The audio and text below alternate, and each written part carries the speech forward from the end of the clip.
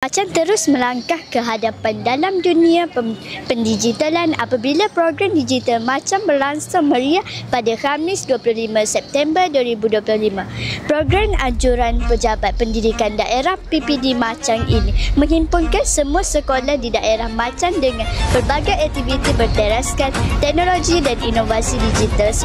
Bersama wartawan lokasi Syasha binti Muhammad Syamsul Hadi. Silakan Syasha untuk laporan.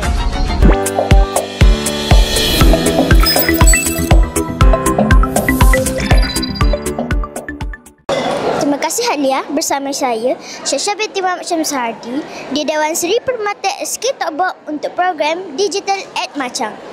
Seiring dengan perkembangan teknologi dan aspirasi Kementerian Pendidikan Malaysia dalam memperkasa pendidikan digital, program Hari Pendigitalan ini dianjurkan bagi merangsang budaya celik teknologi dalam kalangan warga pendidik murid.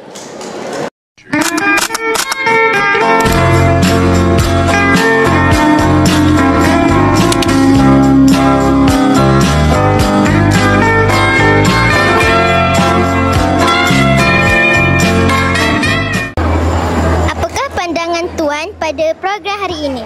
Okey, terima kasih kerana bagi ruang kepada saya untuk memberi sedikit penerangan berkaitan dengan program pada hari ini. Okey, program pada hari ini dikenali sebagai Carnival Digital ataupun Digital Macang.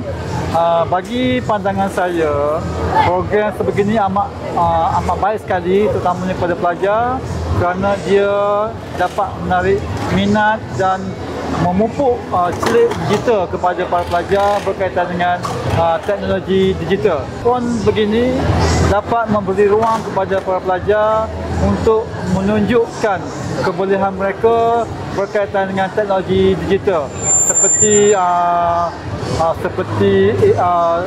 robotik, AI dan sebagainya. Okey, dan saya berharap dalam program sebegini para pelajar yang hadir pada hari ini dapat mengambil peluang sepenuhnya, mengambil manfaat sebaik mungkin apa yang dalam pameran yang kita adakan dan juga beberapa pertandingan berkaitan dengan digital ini.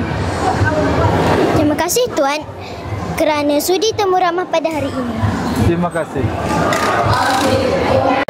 Secara keseluruhannya, program Digital Macang 2025 berlangsung penuh meriah dengan penyertaan yang amat memberangsangkan.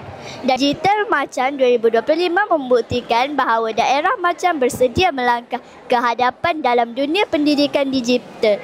Dari PPD Macang, saya Nur Alia dan Syasha binti Muhammad Amin melaporkan untuk SKM2 Studio.